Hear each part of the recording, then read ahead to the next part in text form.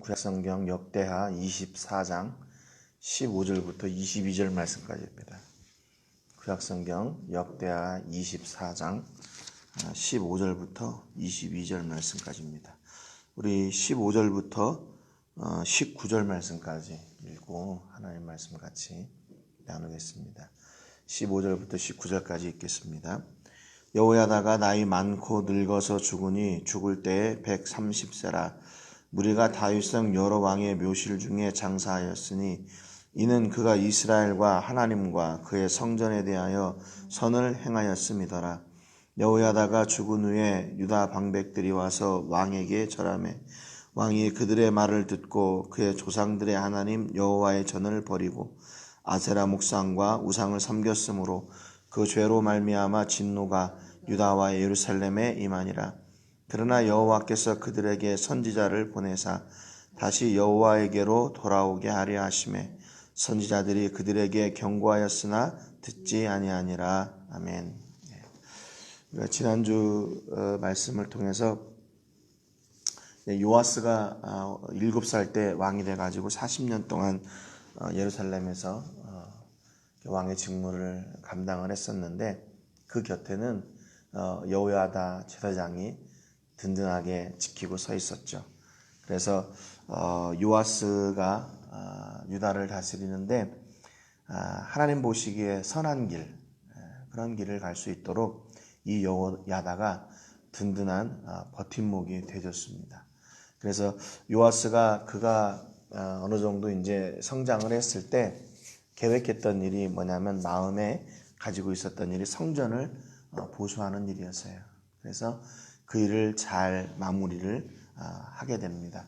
성전을 짓고 또 그 성전에서 온전한 제사가 드려지도록 여호야다는 제사를 하나님께 감당하고, 그래서 드디어 이제 유다가 하나님이 기뻐하시는 나라, 또 하나님의 말씀이 중심이 되는 나라로 세워지게 되는 그런 역사를 이제 써내려가게 되었습니다. 그런데 본문 15절에 보니까 여호야다가 나이가 많고 늙어서 죽으니 죽을 때 130세라 그랬습니다. 여기 보면 여호야다의 나이가 130세라고 이렇게 기록이 되어 있는데요. 출애굽기를 이후로 이렇게 오래 산 사람이 없어요. 그런데 이 여호야다가 130세나 됐습니다. 그러니까 결국 그 요아스가 왕이 되고 나서 40년 동안 왕의 직무를 감당했으니까 적어도 그 요아스가 왕이 될 때 이 여호야다의 나이가 90세가 넘었다는 것이죠. 좀 요아스가 40년 되기 전에 죽었으니까. 그러니까 굉장히 나이가 많은데도 불구하고 그가 하나님을 향한 그 믿음이 변치 않고 끝까지 하나님 편에 서서 정말로 흔들리지 않는 믿음으로 그의 직무를 충성했던 사람인 것을 우리가 알 수 있습니다. 지난번에도 말씀드렸지만 충성이 뭐냐? 하나님께서 원하시는 자리에 흔들리지 않고 서 있는 거죠. 그 자리를 지키고 있는 거죠. 그게 바로 충성인 겁니다. 그러니까 오늘 이 여호야다의 모습을 통해서 참 우리가 우리 곁에 어떤 사람이 있나, 또 어떤 사람이 나와 함께하고 있고 내가 어떤 사람의 말에 귀를 기울이고 있나에 따라서 내 인생 전체가 뒤바뀔 수 있다는 겁니다. 여호야다 같은 사람이 함께하니까 그 인생, 그 요아스의 인생이 바뀌고 유다의 인생이 바뀌었거든요. 근데 그가 130세의 일기를 마감하고 그런 충성된 사람이 그 자리를 떠나게 되니까 결국 또 다른 문제가 생겨나게 되는 거죠.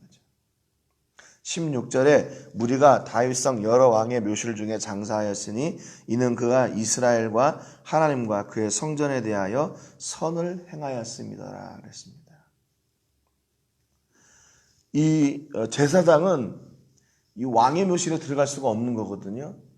그런데 백성들이 이 여호야다의 죽음을 정말로 이렇게 아쉬워하고 안타까워하고 그를 왕의 묘실 중에 장사합니다.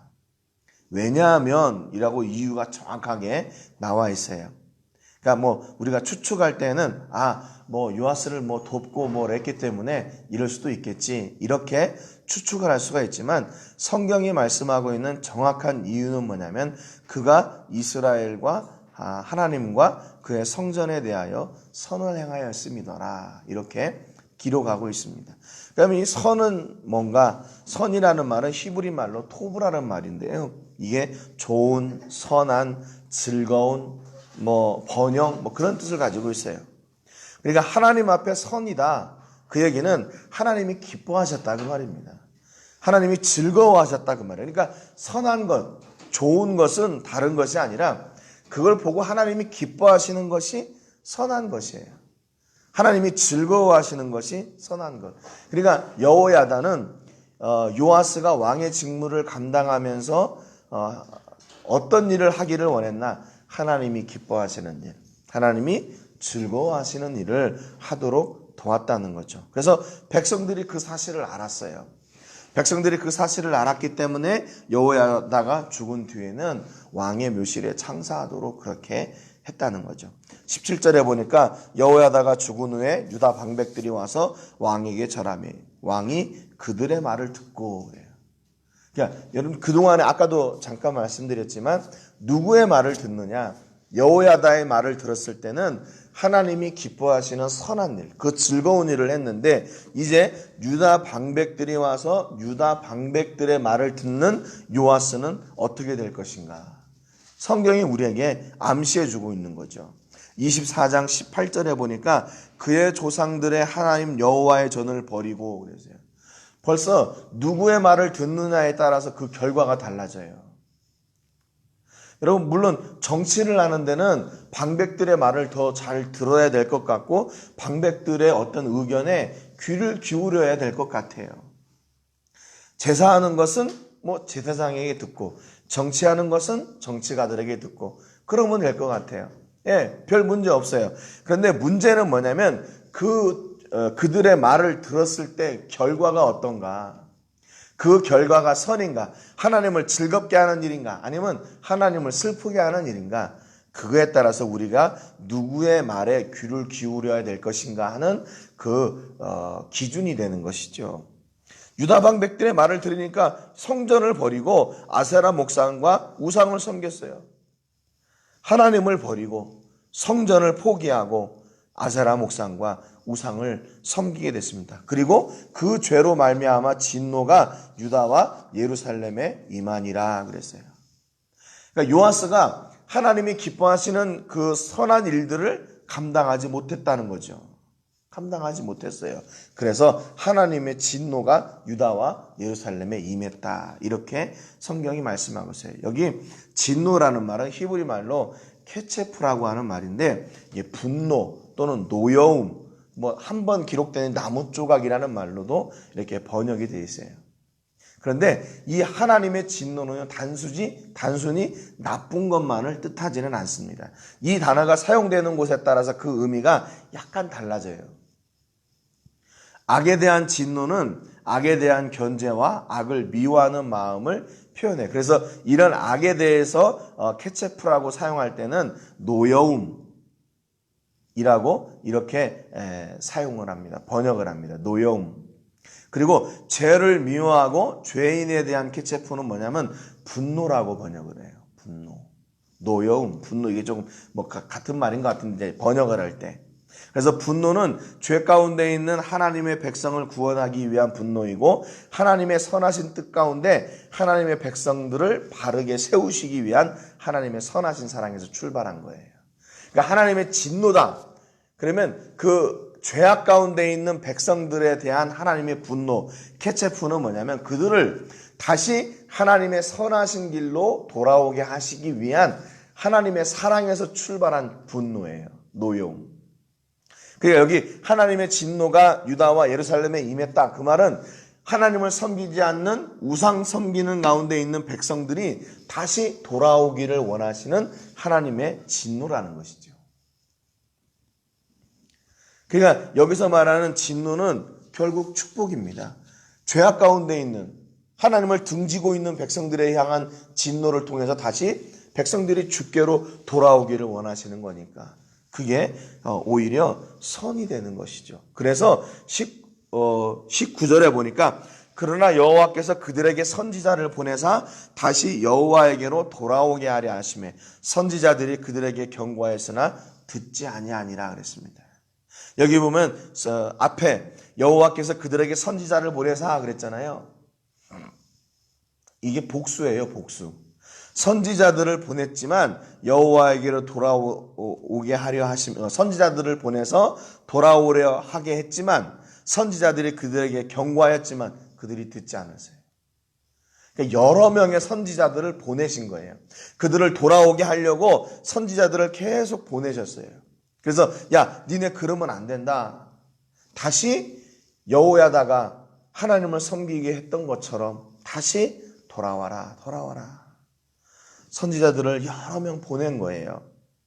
20절에 보니까 이에 하나님의 영이 제사장 여호야다의 아들 스가랴를 감동시키시매 그가 백성 앞에 높이 서서 그들에게 이르되 하나님이 이같이 말씀하시기를 너희가 어찌하여 여호와의 명령을 거역하여 스스로 형통하지 못하게 하느냐 하셨나니 너희가 여호와를 버렸으므로 여호와께서 너희를 버리셨느니라. 이제 누구를 보내시냐면 하나님이 여호야다의 아들 스가랴를 보내요. 그러니까 왜 여호야다의 아들을 스가랴를 보냈을까요?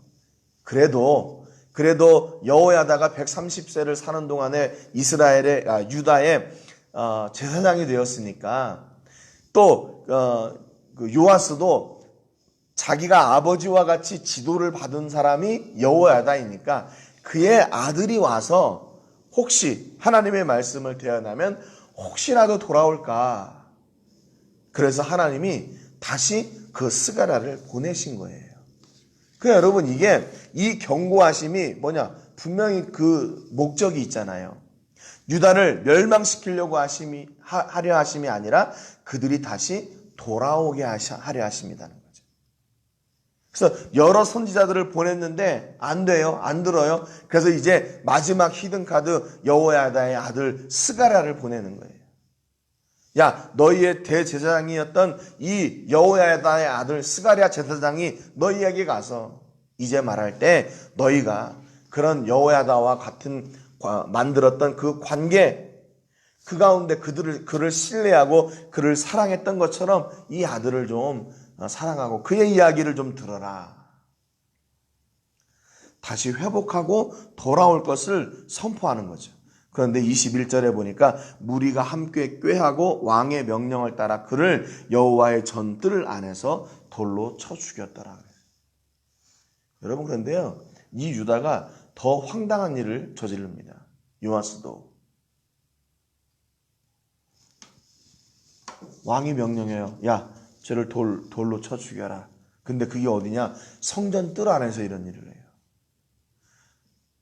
여호야다는 성전을 재건하고 보수할 때 성전을 거룩하게 하려고 사람들을 구별해서 들어오도록 했거든요. 그런데 이 요아스 때 오니까 성전이 더럽혀지든지 말든지 아무런 소용이 그냥 그 상관이 없는 거예요. 그래서 그 앞에서 주께로 돌아오라고 하나님께로 다시 돌아오라고 선포하는 그 스가랴를 돌로 쳐 죽입니다. 배은망덕이죠. 배은망덕.